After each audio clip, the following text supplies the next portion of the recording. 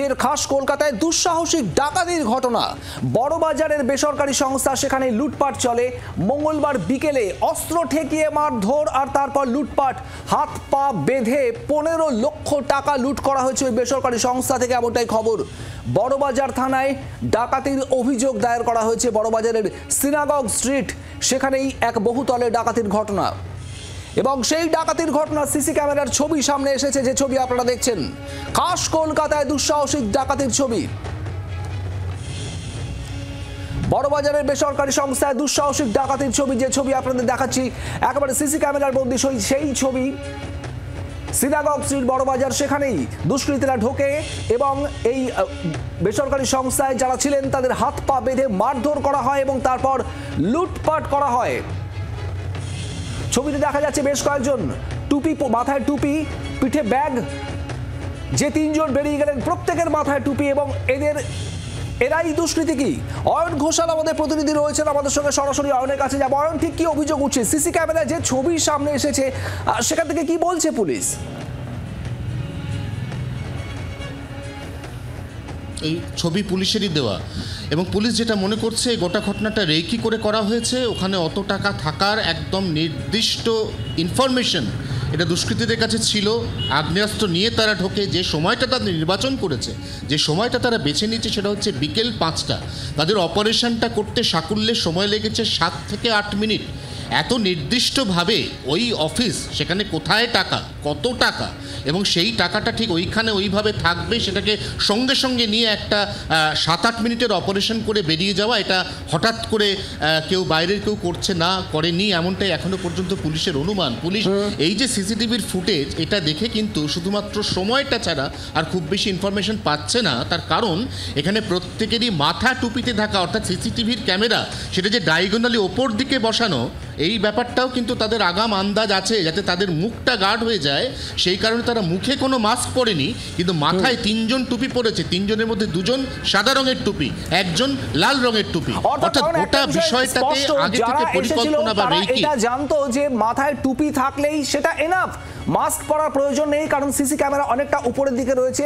মুখ একটু নিচের দিকে নামিয়ে রাখলেই পরিচয় গোপন রাখা সম্ভব। সেই সিসি ক্যামেরার ছবি আপনাদের দেখাবো একবার। অয়ন, পুলিশ এখনো পর্যন্ত কি এদের চিহ্নিত করতে পারছে? দেখো, তোমার কথা সূত্র ধরে প্রথমে যেটা জানানো, সেটা হচ্ছে যে সিসিটিভির ক্যামেরাটা এক্স্যাক্টলি কোথায় আছে সেটা জানার পরে 3 জন তারা প্রত্যেকেই মাথাটা একটু নিচু করে করে অফিস থেকে দ্রুত বেরিয়ে যাচ্ছে। অর্থাৎ তারা জানে কোথায় সিসিটিভি ক্যামেরা, তারা জানে অফিসে কত টাকা রাখা, তারা জানে টাকাটা কোথায় রাখা, এবং ঠিক সেইভাবে অফিসটা যখন একটু ফাঁকা, যখনই ব্যস্ত বড় বাজার, এখানে এই গলিগুলো একটু একটু করে মানুষের ভিড় কমতে শুরু করে, ঠিক সেই সময়টাকে বেছে নেওয়া, এই গোটা বিষয়টার মধ্যে একটা পরিকল্পনার ছাপ রয়েছে।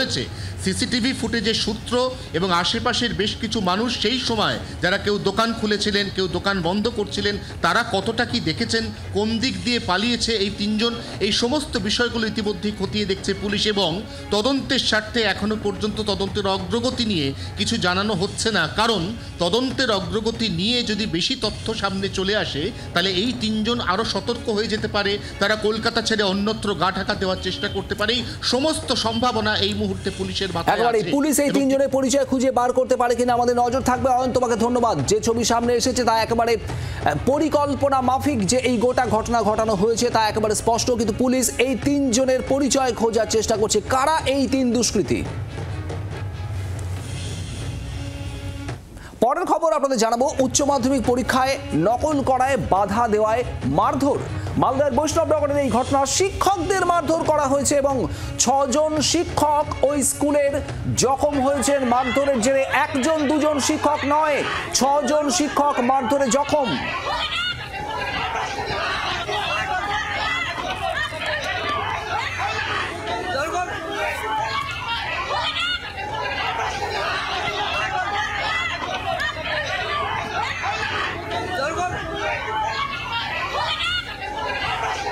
উচ্চ মাধ্যমিক পরীক্ষায় বাধা দেওয়ার জেরে এই ঘটনা। বৈষ্ণবনগরের চামগ্রাম স্কুল, সেই স্কুলে যে ছবি আপনারা দেখছেন, এখানেই এই ঘটনা। নকলে বাধা দেওয়ার জেরেই 6 জন শিক্ষককে বেধড়ক মারধর করা হয়। রণজয় সিংহ আমাদের প্রতিনিধি রয়েছেন আমাদের সঙ্গে। রণজয়, 6 জন শিক্ষককে মারধর করা হয়েছে, ঠিক কি খবর?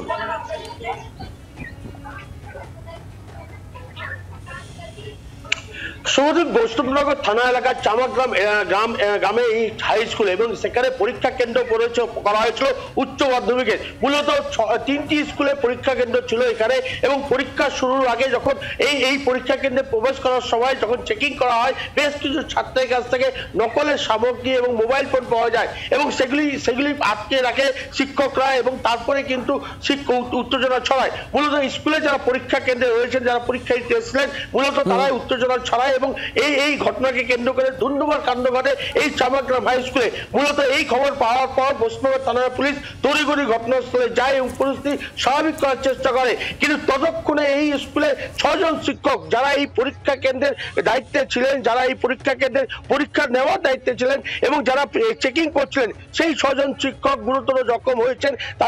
তাদেরকে স্থানীয় বিদ্যাপীঠ গ্রামীণ হাসপাতালে ভর্তি করা হয়েছে। পুরো ঘটনা ঘিরে কিন্তু এই এলাকায় উত্তেজনা ছড়ায়, পরিস্থিতি অস্বাভাবিক হয়ে ওঠে এবং এরপর কিন্তু পুলিশ প্রশাসন পরিস্থিতি স্বাভাবিক করে এবং স্কুলে এই মুহূর্তে কিন্তু উচ্চশিক্ষা দপ্তরের যিনি সভাপতি রয়েছেন তিনি ঘটনাস্থলে গেছেন এবং সেই এলাকা পরিদর্শন করে দেখছেন কি ধরনের নিরাপত্তা ব্যবস্থা রয়েছে, কেন এই ধরনের উত্তেজনা ছড়ানো, পুরো বিষয়টি খতিয়ে দেখা হচ্ছে। বাংলার আওয়াজ, বাঙালির আবেগ, জি 24 ঘন্টা।